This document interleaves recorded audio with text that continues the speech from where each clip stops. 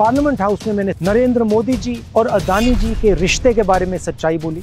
हिंदुस्तान के धन को किस प्रकार लूटा जा रहा है, ये सच्चाई पार्लियामेंट के रिकॉर्ड से मिटा दी गई। बिना एक्सपीरियंस के कोई भी बिजनेस शुरू करना और उस बिजनेस में देश के सबसे बड़े कॉन्ट्रैक्ट उठा लेना, प्रधानमंत्री जी ये जादू सिर्फ अदानी जी के लिए था। नवंबर 2018 को प्रधानमंत्री नरेंद्र मोदी की अध्यक्षता में केंद्रीय मंत्रिमंडल की एक बैठक ने पब्लिक प्राइवेट पार्टनरशिप के तहत 6 हवाई अड्डों को प्राइवेटाइज करने के प्रस्ताव को इन प्रिंसिपल अप्रूवल दे दिया। फरवरी 2019 में सरकार के नजदीकी अडानी समूह को पीपीपी मॉडल के तहत लखनऊ, तिरुवनंतपुरम, जयपुर, अहमदाबाद, मैंगलोर और गुवाहाटी में 6 हवाई अड्डों के विकास, संचालन और रखरखाव का कॉन्ट्रैक्ट मिल गया। ये खबर ध्यान देने वाली इसीलिए है क्योंकि अडानी समूह के पास हवाई अड्डों के संचालन या प्रबंधन का कोई पिछला अनुभव था ही नहीं। ये कहानी मित्र काल के कब्जे राज की है।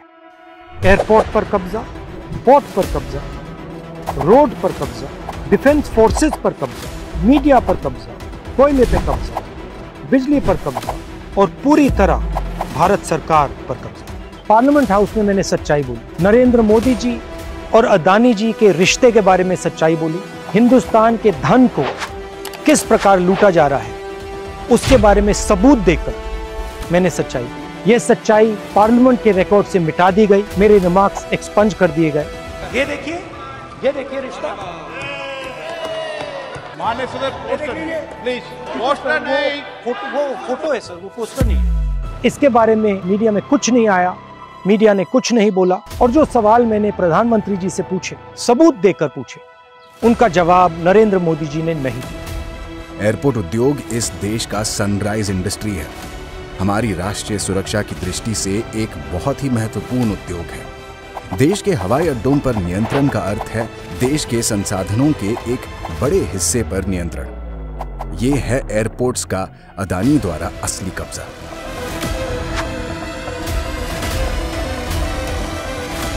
यूपीए सरकार के लिए हवाई अड्डों के निजीकरण का विचार उनके बुनियादी ढांचे और सेवाओं में सुधार के लिए निजी निवेश लाना था, जिससे यात्रियों को बेहतर यात्रा का अनुभव मिले। मैं बिजनेस के खिलाफ नहीं हूं, मैं प्रो बिजनेस हूं, मगर मैं मोनोपोली के खिलाफ हूं और मैं जादू के खिलाफ हूं। कौन सा जादू?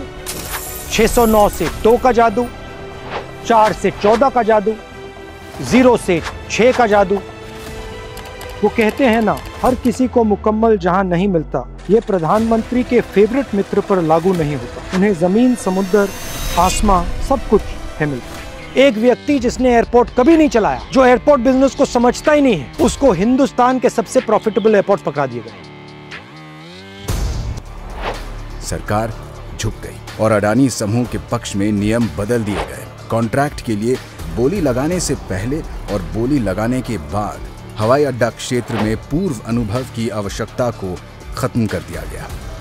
दूसरा सवाल, एक ही व्यक्ति को 6 एयरपोर्ट्स क्यों दिए गए? नियम था कि एक व्यक्ति को ज्यादा से ज्यादा 2 एयरपोर्ट दिए जाए। ये 6 हवाई अड्डा विकास परियोजनाएं हाईली कैपिटल इंटेंसिव हैं और इसमें प्रोजेक्ट फेलियर्स होने की संभावनाएं भी हैं। और यदि कोई परियोजना विफल होती है तो विफल परियोजनाओं को लेने के लिए अन्य सक्षम बोलीदाता उपलब्ध होने चाहिए। एक और सवाल, जब यह निर्णय लिया गया, airport authority of India, unions, finance ministry और नीति आयोग सब ने ऑब्जेक्ट किया और कहा कि यह निर्णय गलत है। इनके ऑब्जेक्शन को किसने ओवरटर्न किया और क्यों? जो कंसेशन 30 साल का था उसे 50 साल का क्यों किया गया? और जो रेवेन्यू मॉडल था उसको क्यों बदला और किसने बदला? आखिरी जादू, मुंबई एयरपोर्ट, हिंदुस्तान के एयरपोर्ट्स की सोने की चिड़िया। मुंबई एयरपोर्ट के ऑपरेटर पर एजेंसीज का दबाव, सीबीआई, ईडी, और जैसे ही मुंबई एयरपोर्ट्स के ऑपरेटर अदानी जी को एयरपोर्ट ट्रांसफर करते हैं, वैसे ही एजेंसीज उनको क्लीन चिट दे देती हैं। मैंने ये सारे मुद्दे उठाए और ये सुनिए नरेंद्र मोदी जी का जवाब। तुम्हारे पांव के नीचे कोई जमीन नहीं।